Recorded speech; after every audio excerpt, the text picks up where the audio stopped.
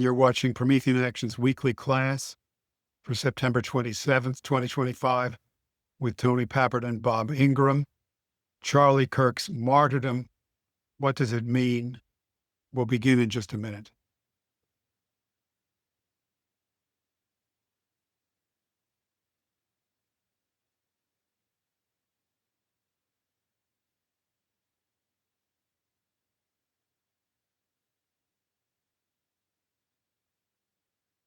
Okay, let's start.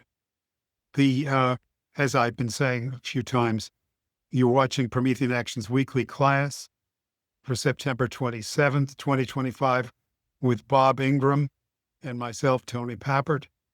The subject is Charlie Kirk's Martyrdom. What does it mean? And I'll start, and Bob will take it up in a few moments.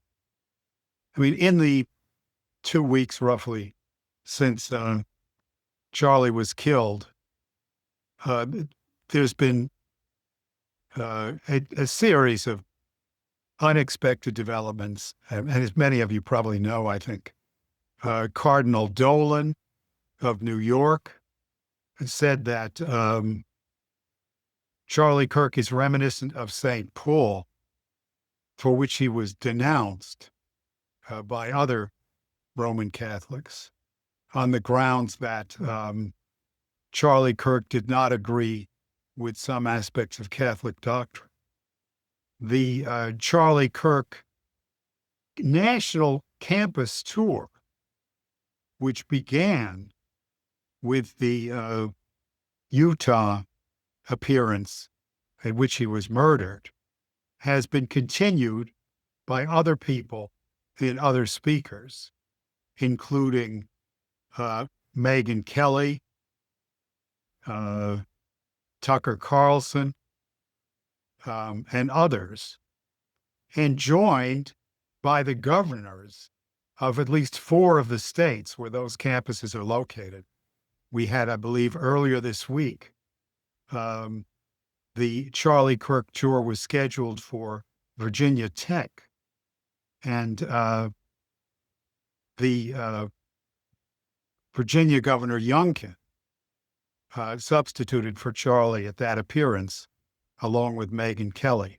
Similarly, Governor Cox of Utah is going to appear in the Turning Point stop in Utah. Governor John Fort of Montana in the stop in Montana, or Governor Landry of Louisiana in Louisiana. So, I mean, that bespeaks this incredible, unprecedented Christian revival in the United States, affecting young people, but not only young people, people of all ages, is being taken up into the Republican Party effort toward the midterms by governors. Now, you know, what will ultimately happen with that, I really can't say, but this is what's going on.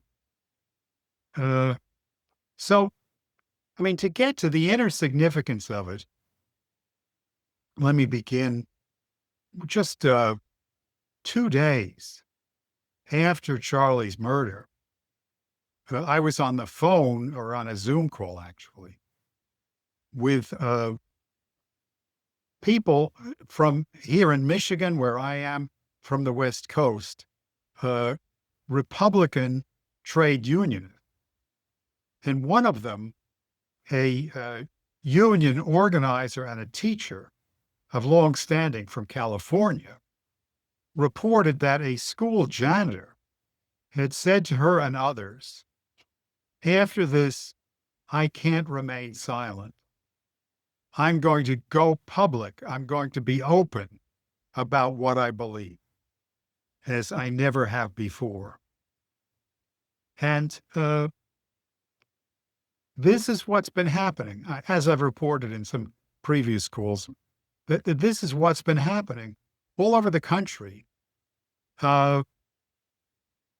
citizens who had kept to themselves about their views. And, here you could say it's uh, religious views, it's political views, the really both of these, and more than that. I mean, it's really coming forward as I'll describe a bit more in a minute. I mean, political, religious, personal, family, are they really that different? Isn't a person a single person, whether he's speaking about politics, religion, family, morality?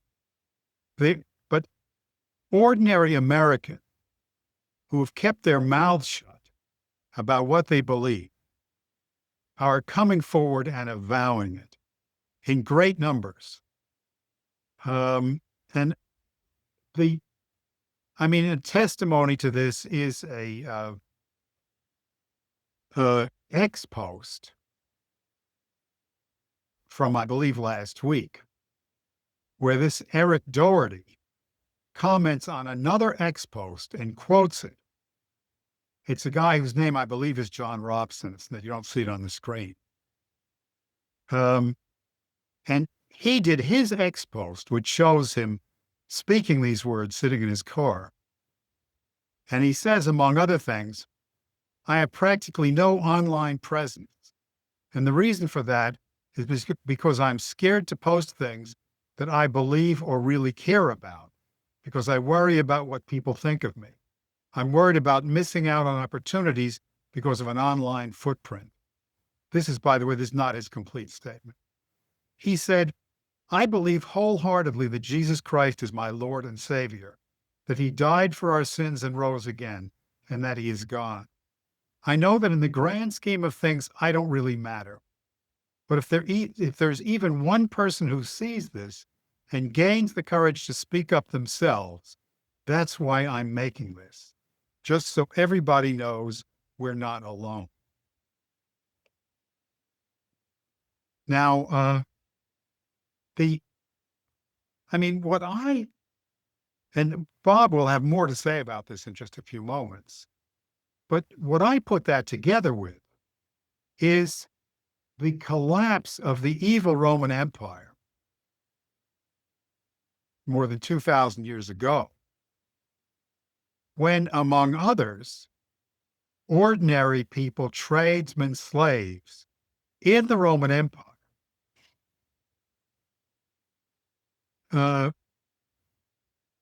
set aside the fear of martyrdom and death and stood forward boldly for what they believed. And the result of this brought down the evil Roman Empire with its sex cults, strongly reminiscent of the transsexual cults of today, which of course were involved in Charlie Kirk's murder.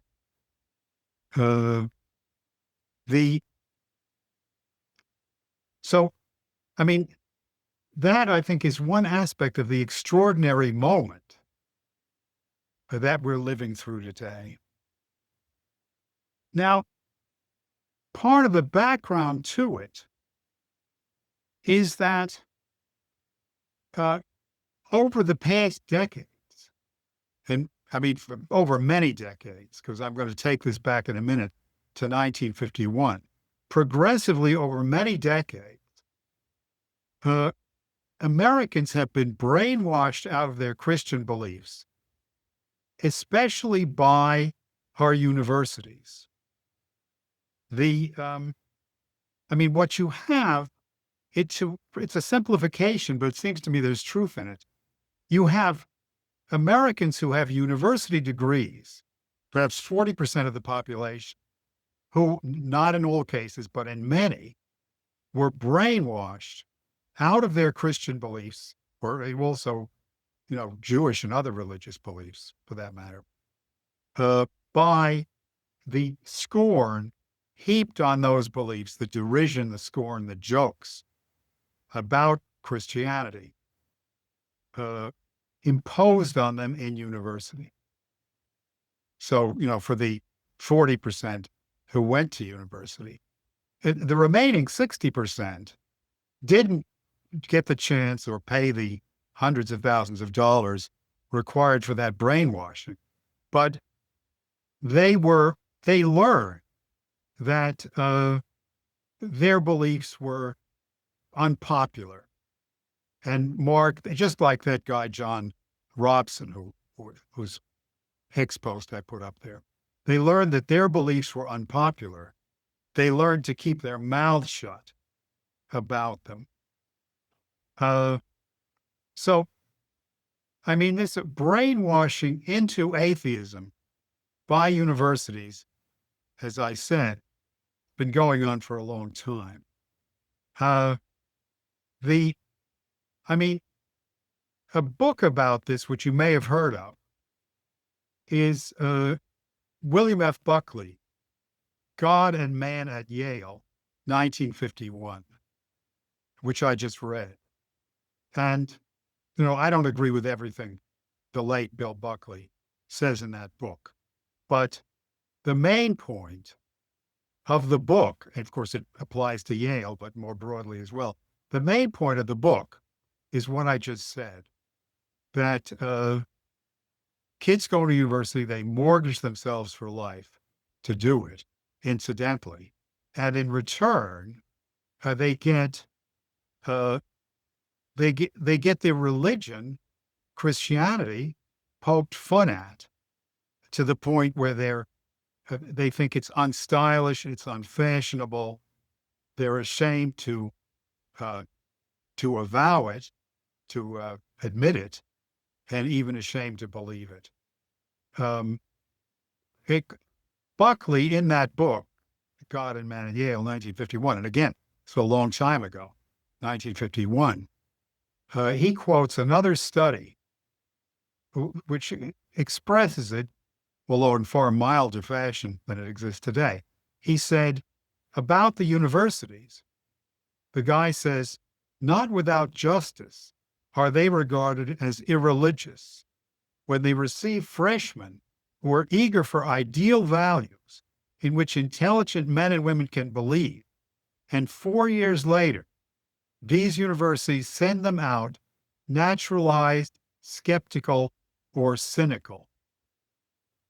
The destruction wrought by professorial intellectuals who stand before the class and mock their faith. The destruction wrought by professional intellectuals far more than offsets the construction, positive effects accomplished by the university in university sermons, denominational organizations, discussion groups, and the YMCA. I mean, what he's saying is the universities stage extracurricular activities in support of the Christian faith, but that's all negated and completely drowned out by the main activity of the students, which is sitting there and hearing lectures where their faith is derided and mocked. So it's the destruction. So the one part, and again, it's an oversimplification, but I think there's truth to it. The one part, the university students, is brainwashed out of their Christianity. The other part, the people who never went to university, they didn't get the chance to be brainwashed out, but they are convinced that these views are unfashionable, unstylish, may lose them jobs, lose them friends, and they shut up about their beliefs, or they have shut up their beliefs until now. And now it's suddenly changed. There's a contagion of, if you like to call it that, Christian witness. And I mean, it is Christian witness, but it's not even narrowly Christian witness in the sense in which you would have described it 20 or 30 years ago, because it includes, as in the statement of this John Robson, his full statement includes his political witness, and not just his religion. But there's a contagion of Christian witness, especially among the people who didn't get to college, broadly speaking, the working class, who say, as that John Robson did, it may lose me jobs, it may lose me friends, but if I can convince one other person to step forward as I am, it's more than worth it. Now, the larger picture it is laid out by Lyndon LaRouche in a 1990 lecture he gave from prison, where he was put by George H.W. Bush, the father, unjustly imprisoned by George H.W. Bush. He gave a lecture from prison in September of 1990 called On the Subject of Christian Civilization. And we're going to be quoting it twice here, now and then a minute later. I should say, bringing on these quotes from Lyndon LaRouche, who was the founder of the movement which preceded Promethean Action, I should note that we at Promethean Action have no connection with Helga LaRouche or her organizations. But in any case, this is Lyndon LaRouche speaking from prison, September 1, 1990, on the subject of Christian civilization. He says, the character of any future world wars of this present time, the period ahead, would indeed be derived from the fact that the root of the present global strategic crisis is a presently most visible effort by some to eradicate Christianity from the planet. We reference the fact that the essence of the present global crisis is typified by the fact that the British royal household's Prince Philip, the Duke of Edinburgh, this was the wife of Queen Elizabeth, has taken a leading public position in his words and in his corresponding practice in promoting causes amounting to the attempt to exterminate Christianity from this planet. And then I skip ahead, and he continues, since 1963, there has been an outright increasing effort to destroy Christianity per se. In the United States, this erupted to the surface most conspicuously in the work of Supreme Court Justice Hugo Black, in using the mythical argument of Jefferson's supposed moral separation between church and state to create a vacuum to the effect that while Christianity is outlawed from our public schools, Satanism is invited in under law. This is still true today, I know. And by these attacks upon Christian morality and the attempt to substitute Roman-style pagan ethics for Christian morality, we have at least 2 generations of young Americans, for example, and in other countries similar, who are essentially morally destroyed or disoriented, who have lost the immunological potential to resist such viruses as Bolshevism, fascism, and so forth and so on. So the strategic struggle of the present age is based in the attempt to eradicate Christianity.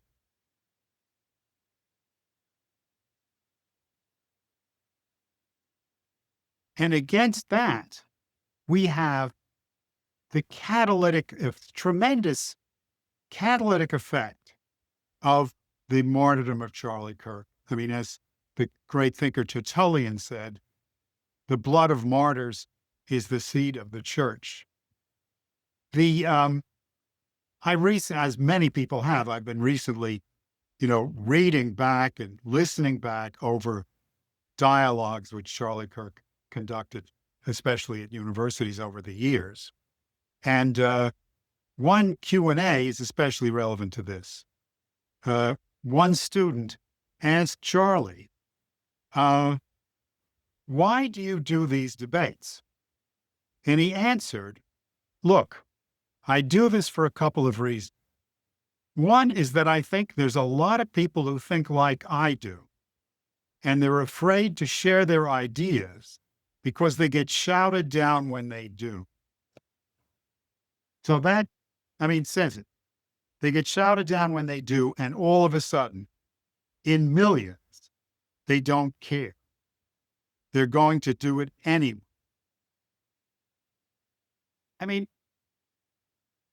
what that indicates more broadly is that on the one hand, Christian civilization is the basis of our culture and all our achievements. For the past 2,000 years, it even goes back. We may not be able to discuss this tonight, but it goes back before Christ to Plato, and before him to the Ionian philosophers. These, and of course, to the Jews of the Old Testament. It goes back. The same drive is not the same, but not the same, goes back even before Christ. And this impetus, this drive, and especially since Christ, Christian civilization has been the basis of all our achievement.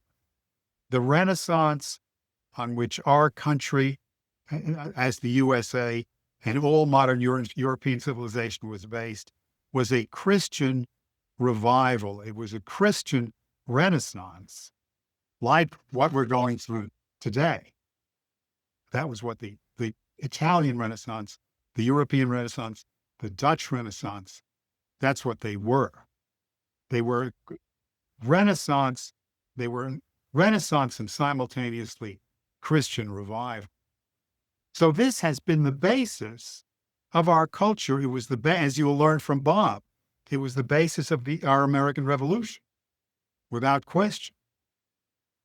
But that basis has been submerged and driven underground by factors like, ones I've indicated. A lot more could be said. It's been driven underground, and it's now experiencing a sudden and explosive resurgence. It's resurging up from the underground where it has been driven. And it's resurging up from the working classes, the blue collar, the non-college educated, who, as I said, were convinced that it was unstylish, unfashionable to mention these things. I'll have a bit more to say about that in a moment, but there's another aspect which, to my view, is inseparable. And again, it's totally new as far as I'm concerned, which is, and I noted this before just giving it a name. I noted it when I watched Cy Vance, not Cy Vance, I'm sorry, former Secretary, when I watched J.D. Vance broadcast the Charlie Kirk show, the 3-hour Charlie Kirk show, which many of you probably saw. It was a tremendous show by J.D. Vance.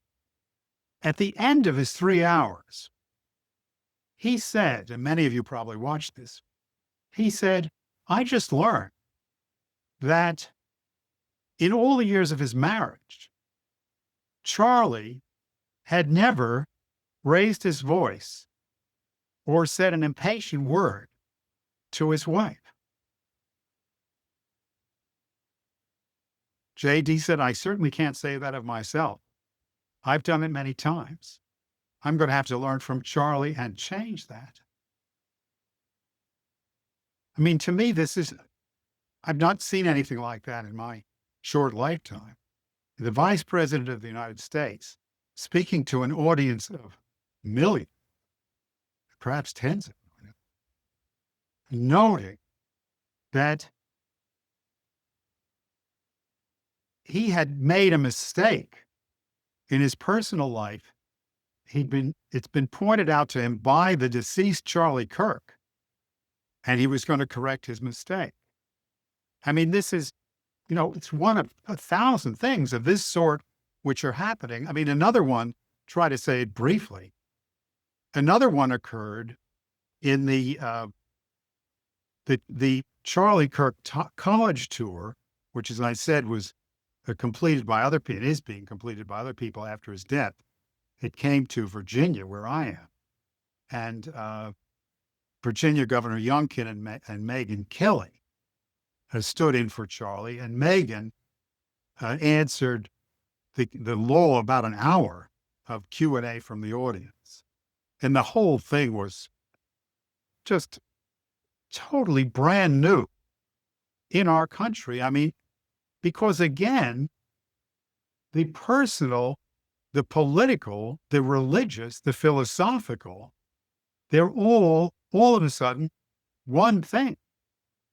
And one of the many illustrations of that in Megyn Kelly's Q&A here in Virginia, I'm no longer in Virginia, but Megyn Kelly's Q&A in Virginia was a student said to her politely, President Trump has given orders to facilitate IVF, in vitro fertilization, as a means of overcoming,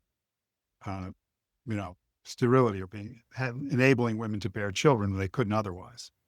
But he said, the way IVF is done, many infants, or others might say fetuses, but many infants, most of the infants are ultimately killed. Only a few are allowed to develop into humans. How can you countenance this murder of these children? He said it really more restrainedly and more politely than I did. And what Megyn Kelly replied by saying, well, I gave birth to my two children through IVF. She had no other choice. But she said the way we did it did not result in destruction of fertilized fetuses. There were just two fertilized fetuses, and those became our children. And basically, I mean, with a lot of emotional stress on her by the whole issue, she said, other people should consider that's probably what they want to do, rather than these methods which result in destruction of so many fetuses or babies. Which, but again, before a mass audience of, I think, probably 2,000 Virginia Tech students, and probably several million across the country, she took a very general question and drew a personal application to herself and what she did and what she thinks is right for herself. I mean, that's really, I could say more, but hopefully that gets the point across. There is no distinction between myself as a person, my relation to my family, my friends, my nation, humanity. All these are the same thing. And ultimately they are all the same. But, we haven't seen that. We haven't discussed it that way. Although I was reminded in discussion last night, Lyndon LaRouche, who again founded this organization, in fact, decades ago, he saw it that way.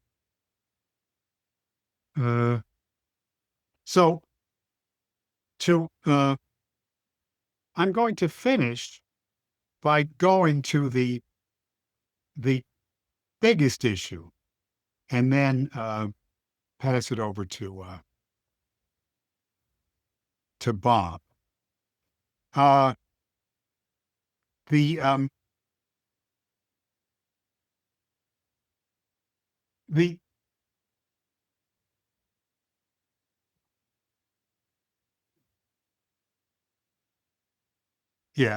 The biggest issue from the same paper, 1990, which really is the point of that paper, and in effect, I think the point of our broadcast tonight, is this. And I'll just read this. This is from that 1990 paper on the subject of Christian civilization, which Lyndon LaRouche read from prison. He said, Christianity contains something superior to any other form of culture, which is not a property of Europe in the strict sense or of the Americas. What has been contributed by Christian civilization is the rightful property of every person on the surface of this planet. Christian civilization is the highest form of social order yet attained by man, and thus must be defended by all humanity as in the vital interests of all humanity. I'm stating a scientific proposition with conclusive scientific proof, which does not rely upon the arbitrary assertions of any interpretation of a religious text. The crucial feature of Christianity in this account is something which is summed up by an emphasis applied to the Christian credo by St. Augustine, what is called in Latin the filioque, that Christ is both the Son of God and God, such that the Holy Spirit flows from him as from the Godhead.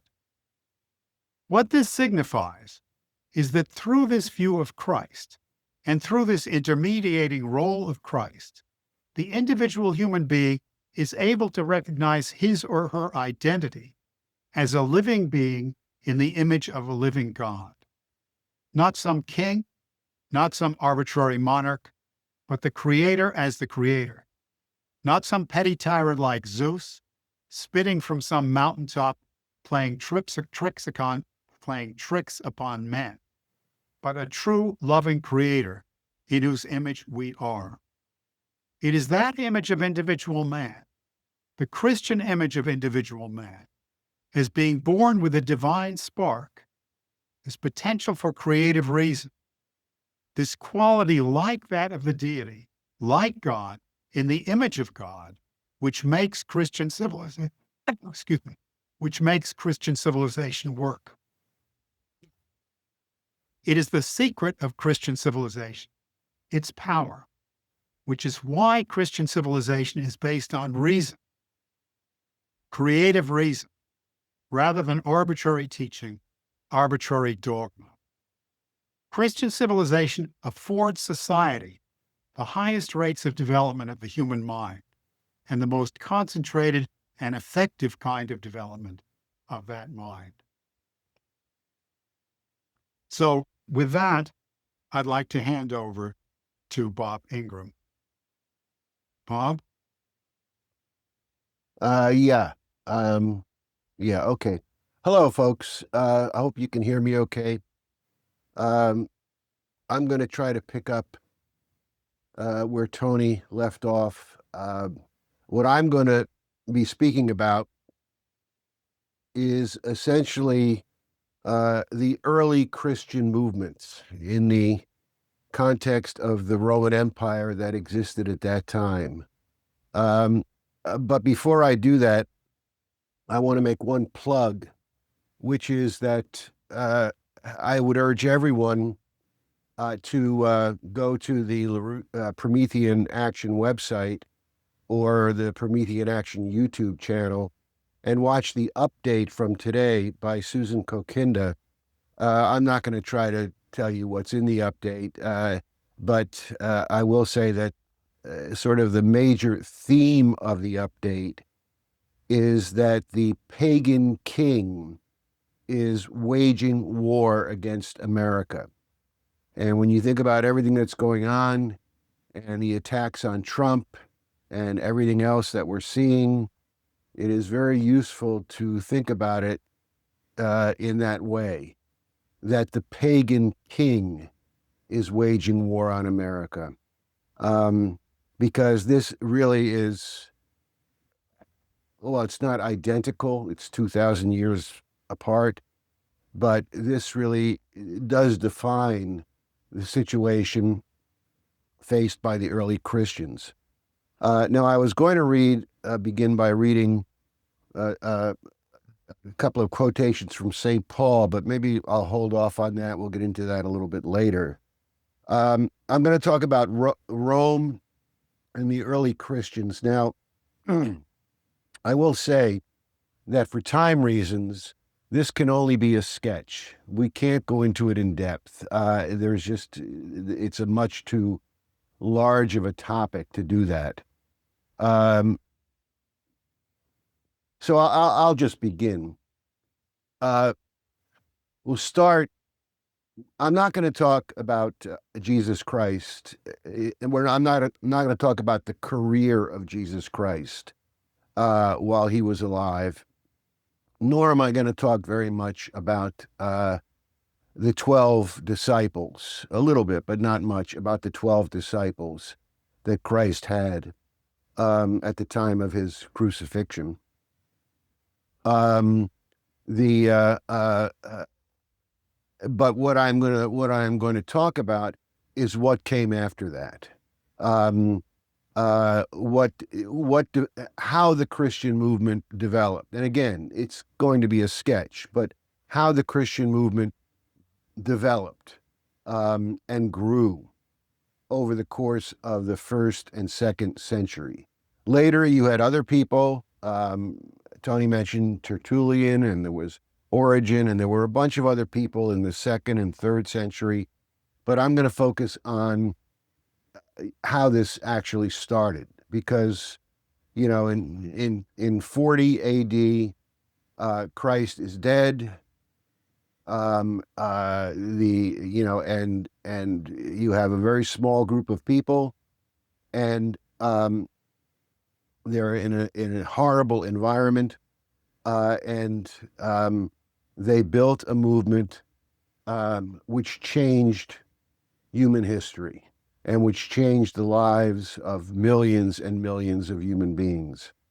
What I want to preface that with, though, is a brief discussion of the environment they were in. What is it that they were up against? Because none of this is occurring, of course, in a vacuum. What we're dealing with here is that the Christian movement was created and emerged into one of the most evil, degenerate societies, perhaps the most evil, but certainly one of the most evil, degenerate societies in human history, which is the Roman Empire. There's just a little aside. Yeah, the way history books is taught in the schools is you had the glory of Rome, and then when Rome fell, you had the Dark Ages. And really, that is not true at all. Rome was the Dark Ages. And I want to give people a little bit of a sense of that. I mean, the first thing to recognize is that economically, the Roman Empire does not differ, at least not in principle, certainly in specifics, but in principle, the Roman Empire does not differ very, very much from the British Empire of the last 200 years. It doesn't differ very much from this imperial system of globalization that we have been living under in recent decades. I've actually looked into Roman economic and financial and banking policy. And with Rome, what you had was, for all practical purposes, almost a global empire. I mean, at least for the entire Mediterranean region, which was a financial empire. It was a financial empire. And it was based entirely on usury, tax farming, economic looting, and slavery. The Roman elite, the Roman nobility, never made up more than about 1% of the population. And everyone else lived under enormous economic oppression. About 30% of the population of the Roman Empire were slaves. 30%. It was an imperial financial empire of the worst sort imaginable. But that empire also produced a culture. That's what I want to just touch upon right here, right now. Now, when it comes to religion, most people think that the Roman Empire sort of adopted some of these Greek gods, the Olympian gods, and renamed them. Zeus became Jupiter and Aphrodite became Venus, and they sort of renamed and adopted these Greek Olympian gods, and that was, the religious structure of Roman society. And that's not true at all. That's simply not true. Um, the fact is that, yes, that did happen, but that did not define religious and cultural life in Rome or in the empire as a whole. And it even began before the empire came into existence. The In the late Republic, as early as 100 BC or even earlier, and then it got much worse after Rome was transformed into an empire. What began to dominate Roman society, the ruling elite, religious practices, and many other things, were what is traditionally called the mystery religions and the cults. And this really was these became not only heavily, well, I don't know the right term.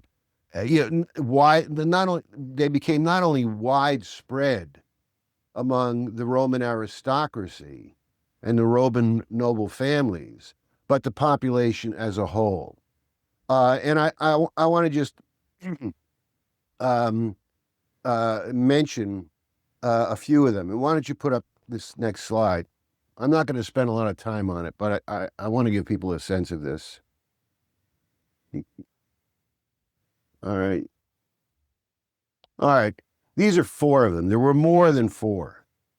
But you see on the upper left, the cult of Isis, the cult of Mithras, the cult of Bacchus, and the Magna Mater cult, which is also called the cult of Cybele. And these all came into Rome largely from the East. These have their origins in old imperial and oligarchical empires and cultures from the Middle East, from Egypt, from what's today Iran, Mesopotamia. These were Eastern religions. Now, the cult of Isis, I'm not going to talk about at all, but this was imported from Egypt and Mesopotamia, and it is very, very old. It goes back at least 2,000 years. Then you had the cult of Mithras, which was imported from Anatolia, basically the area around what is today Turkey. And this became the dominant cult for the Roman military. The Roman legionnaires were largely devoted to this cult. And this was the cult, as people could see there, the fresco in the upper right, that is a soldier slaying a bull, which was the main motif, the main theme of the cult of Bacchus. And the ceremony involved the actual slaughtering of a bull, the killing of a bull, and then the participants in the cult bathing in the blood of the bull. That this would give them courage. This would regenerate their warlike spirit. This would be a rebirth for them, and this was extremely widespread. There were thousands of temples to Mithras, thousands, largely where the military was based, although it was not restricted to the military, although it was restricted to men. Then you have the cult of Bacchus, and this was derived from the Greek god Dionysius, but they took it a little further. And this was a cult that was led by Maenads, female followers of Bacchus, and it was characterized by ecstatic dancing, frenzied rituals in which people would work themselves up into a psychotic state of mind. And as it reached the crescendo, many of these rituals would involve taking animals, birds, small creatures, and literally tearing them apart while they're still alive, tearing them apart into various pieces, um, and with their bare hands. And if you want to get a sense of this, because this is actually what they did, if you want to get a sense of the insanity and barbarity of this cult, a good reference point is to read Euripides' play, The Bacchae, which is in which he describes the activity. Of course, he's in Greece earlier, but he's describing the activity of the Maenads, the followers of Dionysus, in a way that's absolutely shocking. And the cult of Bacchus was, again, extremely widespread. And then you had a cult which really sort of developed into, in some sense, the major or the most, I don't know, the most influential, the most widespread, but the major cult of ancient Rome, which was the cult of Cybele, which in Rome, Cybele was the Greek goddess, but in Rome, this sort of came to be known as the Magna Mater cult. And Magna Mater loosely translates as Great Earth Mother. This was a cult that was particularly popular with women, particularly aristocratic women. And whereas you had the female Maenads in the cult of Bacchus, in the rituals of the Magna Mater cult, there was a priesthood. And the priesthood was made up entirely, they were called the Galli, Galli.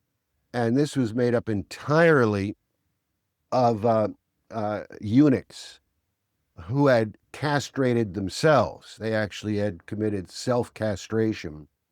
And again, as with the Maenads, they led just the frenzied, you know, singing, dancing, what have you, and actually to become a member of the priesthood. If you wanted to become a member of the priesthood, what would sometimes happen, and actually more often than sometimes, but what would frequently happen, is that an initiate to the cult, a male initiate, would castrate himself in the midst of this euphoria and frenzy going on in the temple. The Galli wore women's clothing, and it's really not a whole lot different from the transgender type stuff we see today. Now, I'm not going to say more about these things because it's too detailed.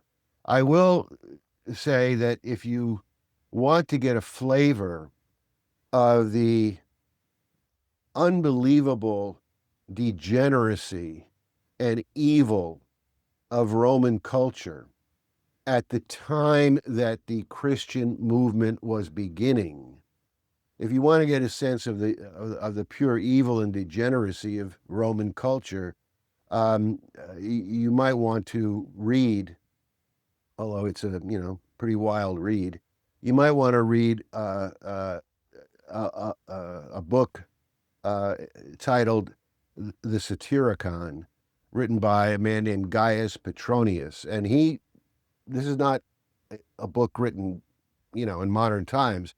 Gaius Petronius was a Roman, and he wrote this book, I believe, in the 1st or 2nd century. I think in the 1st century. I don't have the exact date right in front of me, in which it's the story about a group of people, aristocrats, by and large, young aristocrats in Rome, during this period, and you get a very graphic picture of what the Christian movement was confronting. And this was I'll just be a little repetitive. I mean, this was a culture and a society and an empire which could not be much more degenerate and evil than it was. And this is what the early Christians intervened into. So what I'm going to do, again, this is a sketch, but I'm going to talk just about 4 people. And this is leaving a lot out. There were many, many other people, but I'm going to just talk about 4 people here tonight. And why don't you put up the second slide, Tony? All right. You can see Clement of Rome, Ignatius of Antioch, Polycarp, and Justin Martyr. Now, all of these people lived in the late 1st century and early 2nd century. These 4 and others associated with them generally are known today, for those who know about them. What they're called today is the Apostolic Fathers, the Apostolic Fathers. And the reason they're given that name is because none of these 4 people had ever met Jesus Christ. They were not among the original disciples. They had not known Christ personally, but all of them had known and in some cases worked closely with one or more of the original 12 disciples. So they didn't know Christ, but they knew Christ's disciples. They knew and worked with men who had walked with Christ, who knew Christ. So these are sort of the recruits and proteges of the 12 apostles, 12 disciples. Now, a number of them left writings, epistles, and other kinds of writings. And I've read a bunch of them, not all of them, but I've read a bunch of them. And one of the things that is truly remarkable in reading these writings is the absence of any discussion of religious doctrine. These are, there's no catechism. There's no rules or very few rules, and it's very short on theological specifics. Central to what they're doing is the acceptance of Jesus Christ as their Lord and Savior and as the Son of God. This is at the center of what they're doing, and their relationship to that. But that said, if you read the epistles and if you read, what these guys wrote, there's very little discussion of, the specifics of doctrine. And in fact, the bulk of what they write is really on the question of leading a Christian life. That really is by far what these individuals write about, because these are the organizers. These are the guys, and I will say here that although again I'm not going to talk about him much, not because he's insignificant for sure, but I want to focus on these four individuals. But you know, I said that they knew and worked with some of the original apostles. And, now St. Paul was actually not one of the original apostles, but he became a leader so quickly in the church of the highest stature that sometimes, I guess he's almost considered an apostle by some. But the leadership of St. Paul up until his death in 65 AD. Paul died in 65 AD, approximately. No one knows the precise year, but it's about 65. But the leadership of Paul in his missionary work, in his founding of colonies of Christians, and in his intervention into these with his epistles and his travels, played an absolutely indispensable role. But there were others, and two of these people, I forget which ones, I think Polycarp is one, and maybe Clement, were sort of students and proteges of John the Apostle. So, they're working directly with them. And if you look at their activities, they're building a movement. Yes, it's religious, but it's a movement. They're building it. They're founding new colonies, new churches. They're working with the people in these churches. And as I said in their writings, there is a heavy emphasis on leading the life of a Christian, which means, if you think about what I just briefly went through on Roman culture, that a complete and utter rejection of the satanic culture around them. Now, I'll give you one example of this. This is in an epistle to the Corinthians, not St. Paul's epistle. This is an epistle to the Corinthians written by Clement of Rome. It's written about 70 AD. So this is only written about 5 years after the martyrdom of St. Paul. But in this epistle, he says, "Young men, ye commanded to think those things which are modest and grave. Women, ye exhorted to perform all things with an unblameable and seemly and pure conscience, loving your own husbands as is fitting. Let us therefore be humble-minded, brethren, laying aside all pride and boasting and foolishness and anger. Let us do it as it is written. For thus saith the Holy Spirit, above all, remembering the words of the Lord Jesus, which he spake, teaching us gentleness and long-suffering. For thus he said, be merciful, that ye may obtain mercy. Forgive, that it may be forgiven unto you." Now, Clement actually became the third pope, and he was arrested and executed in 100 AD.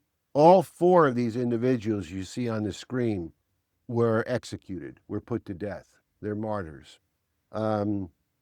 Clement was drowned. Polycarp was, I think,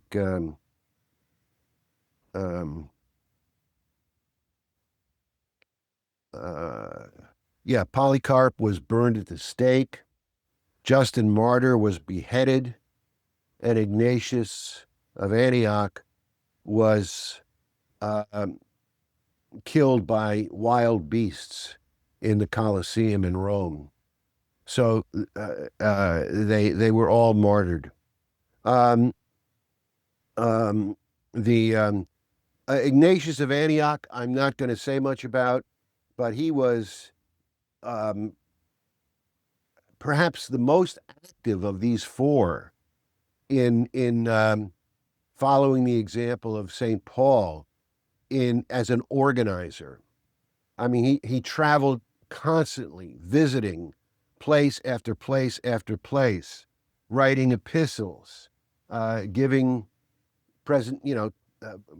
leading services. He was one of the most indispensable organizers of the Christian church. He died in 108 A.D. When he was martyred. Polycarp, as I said, was recruited by the Apostle John, and he was, again, another key leader. And to give you a sense of how these individuals viewed martyrdom, as he was being led to the pyre where he was burnt at the stake, he uttered some words which someone wrote down, and he said, quote, "I bless you, Father, for judging me worthy of this hour, so that in the company of the martyrs I may share the cup of Christ." So, it's not the same, but it is not that much different from the way Socrates faced death. None of these individuals tried to escape or get away. They were not suicidal, but when their martyrdom became inevitable, one might even say they welcomed it. They certainly went to their martyrdom willingly. Well, that's all I'll say about it. I'll read you a short excerpt from an epistle that Polycarp wrote. This was an epistle to the Philippians, and I don't know the exact year of this, but he wrote, "Stand firm and immovable as an anvil when it is beaten upon. It is the part of a brave combatant to be wounded and yet to overcome. Especially, we ought to endure all things for God's sake, that he may bear with us. Become daily more diligent even than thou art. Consider the times and expect him who is above all time, eternal, invisible, though for our sakes made visible, who cannot be perceived by our touch, neither is liable to suffering, although for our sakes he submitted to suffer and endured evils of every kind for us." So the last one I'm going to talk about, we're going to go a little over, folks. The last one I'm going to talk about is Justin Martyr, and he is a remarkable guy. He was Greek. He was born into a Greek family, and he wrote a piece at one point called "The Dialogue with Trypho," and Trypho was a Jewish rabbi, and he wrote a dialogue with Trypho, in which he discusses his pathway to becoming a Christian. And what he says is that he was always a seeker of truth, that he had studied many philosophies. He had studied Stoicism, Aristotelianism, he had studied the Pythagoreans, and eventually he had settled on Plato, and he became a follower of Plato's ideas. But he says in this dialogue, something was always missing. Something was lacking. It was not sufficient. And then he describes how he was led on the path to Christianity. Now, he picks this same theme up again in a second thing he wrote called The First Apology. where he discusses this in even more depth, where he says that in his study of Plato, the thing he struggled most with was Plato's concept of the logos, and that he struggled with this for many years until, in a discussion with a Christian, he had his final revelation that Jesus Christ is the incarnation of the Logos, that he is the Logos made flesh, that through this Christ redeemed all of humanity. And Justin says it is at this point that everything became clear to him.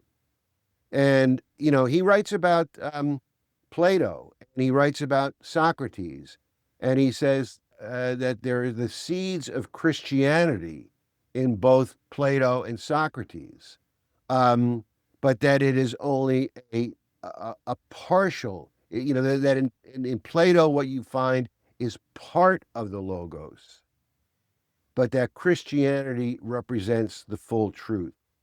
Now, I should just note here that this is the exact same argument, the exact same point that St. Augustine made much later. And, this is what you had. I mean, if you look at the famous quotation from St. Paul in the Corinthians, 1 Corinthians 13, people know it, it's very famous, where he says, "And now abideth faith, hope, charity, these three, but the greatest of these is charity." When you read the epistles and the writings by these four people and others who were their allies, who were working with them, that idea of charity as the greatest of the three, greater than faith, greater than hope, as St. Paul says it, that theme runs through the writings of all of these four people, again and again and again. And I will say that, as I said, a number of these people wrote epistles, and a lot of their epistles were included in early versions of the Bible, even for as long as 200 years, 300 years, maybe even a little longer. Eventually, they were all removed from the Bible. That's another story, because for anyone who knows anything about the history of the Bible, books were added and removed continually up until, almost modern times, certainly up until the Protestant Reformation and even after the Protestant Reformation. But their works were included in the Bible in the second century, in the third century. So these people were looked to as key organizers, key spiritual leaders of the early church, the people who really created the Christian movement. And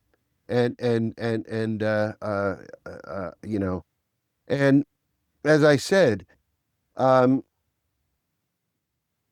they went willingly to their deaths, willingly, because what they were fighting for, what they stood for, was timeless, was eternal, was the truth as to both God and the nature of the human individual.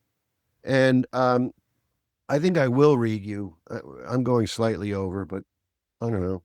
There's no time frame on this.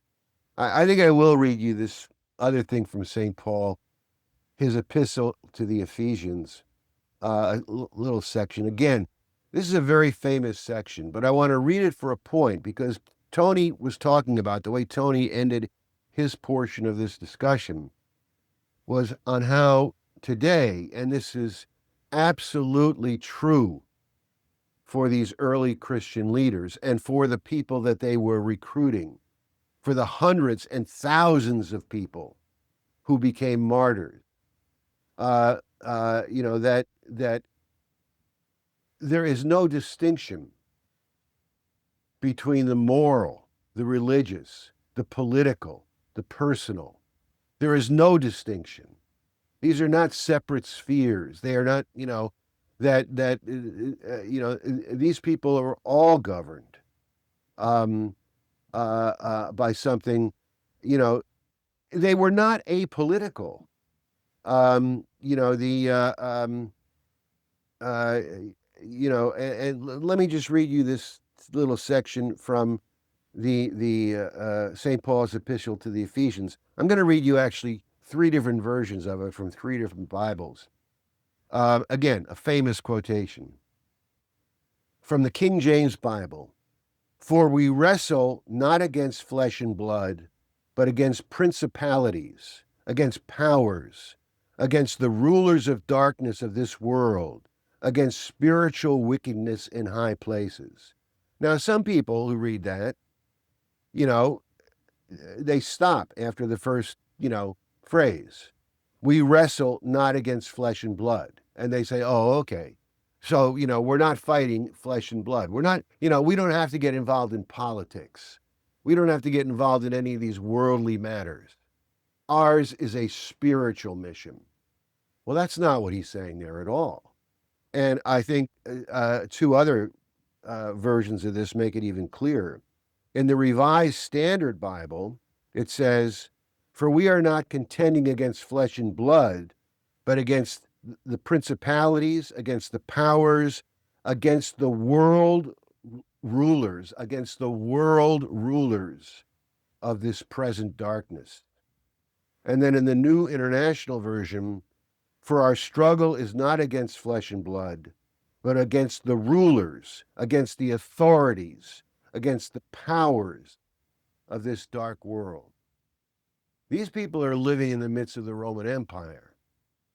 And it is their intention that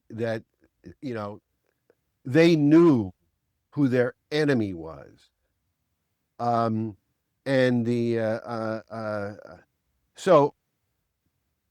I'm going to leave that right there, but we're going to end with 2 other things, which I'll read through as quickly as I can, because I want to talk about a couple of examples from American Christian, what you could call, there is no such thing really, but what you could call American Christianity. Why don't you put up the Muhlenberg thing?